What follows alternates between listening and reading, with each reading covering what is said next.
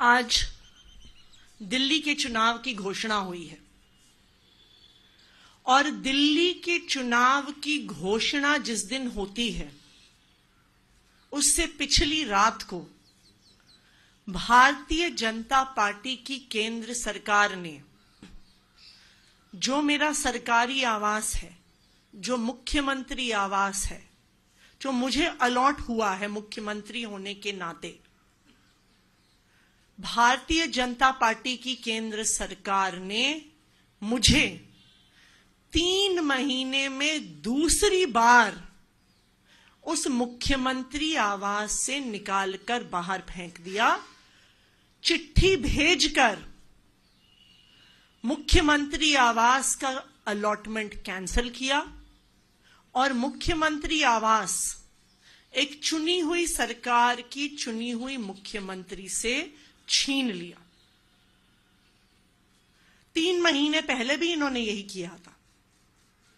जब मैं मुख्यमंत्री बनी, मुख्यमंत्री आवास से मेरा सामान, मेरे परिवार का सामान घर से निकाल के सड़क पे फेंक दिया था। भारतीय जनता पार्टी को लगता है कि वो घर छीनने से, हमारे साथ गाली गलौज करने से, मेरे परिवार के बारे में निचले स्तर की बातें करने से इनको लगता है कि ये हमारे काम रोक देंगे। जो हम दिल्ली वालों के लिए काम कर रहे हैं उस काम को रोक देंगे। लेकिन मैं दिल्ली वालों को ये बताना चाहती हूं कि घर छीनने से काम रुकेगा नहीं। ये हमारे घर छीन सकते हैं, ये हमें गालियां दे सकते हैं, लेकिन जो दिल्ली वालों के लिए काम करने का जज्बा हमारे दिल में है, उस जज्बे को नहीं छीन सकते हैं। मैं दिल्ली वालों को ये कहना चाहूंगी कि अगर जरूरत पड़े तो मैं आपके घर पे आके रहूंगी, अगर जरूरत पड़े मैं आपके घर में आके रहूंगी और आपके घर से दिल्ली वालों के लिए काम करूंगी, दुगनी स्पीड से काम करूंगी, दुगने जज्बे से काम करूंगी। भारतीय जनता पार्टी को यह बताने के लिए काम करूंगी कि आप हम पर कोई भी अत्याचार कर लीजिए, हमें कितना भी परेशान कर लीजिए, हम दिल्ली वालों के काम रुकने नहीं देंगे। दिल्ली में विधानसभा चुनाव 2025 की तारीखों के ऐलान के बाद ही एक और मामले को लेकर अब आम आदमी पार्टी और भारतीय जनता पार्टी आमने सामने हो गई है। आपने मंगलवार को आरोप लगाया कि बीजेपी के नेतृत्व वाली केंद्र सरकार ने अलॉटमेंट कैंसिल करके दिल्ली के मुख्यमंत्री यानी कि आतिशी का ऑफिशियल बंगला छीन लिया है। इस दौरान दिल्ली विधानसभा चुनाव की घोषणा के बाद ही आम आदमी पार्टी ने एक प्रेस कॉन्फ्रेंस की।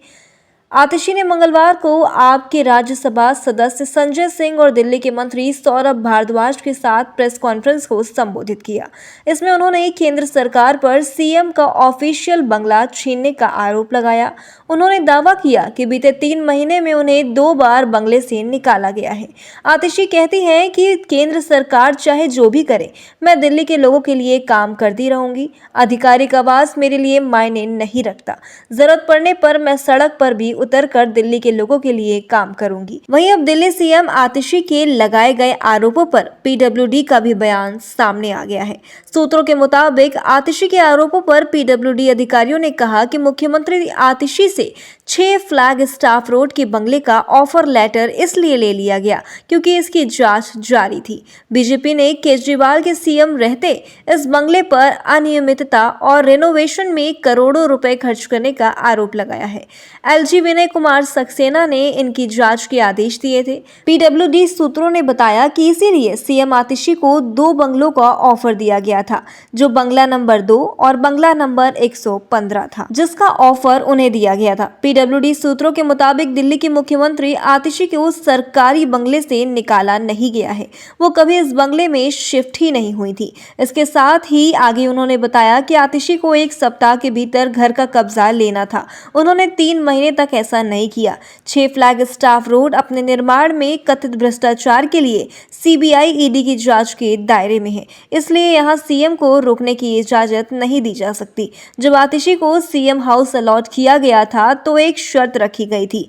ये शर्त थी कि शीश महल यानी कि सीएम हाउस की जांच सीबीआई ईडी कर रही है, लिहाजा नए सीएम को भी जांच में सहयोग करना होगा। हालांकि आतिशी ने जानबूझकर सरकारी आवास का कब्जा नहीं लिया ताकि घर बंद रहे और जांच एजेंसियों का काम प्रभावित हो। तो ऐसे ही खबरों से जुड़ने के लिए व उन्हें जानने के लिए देखते रहिए LNI।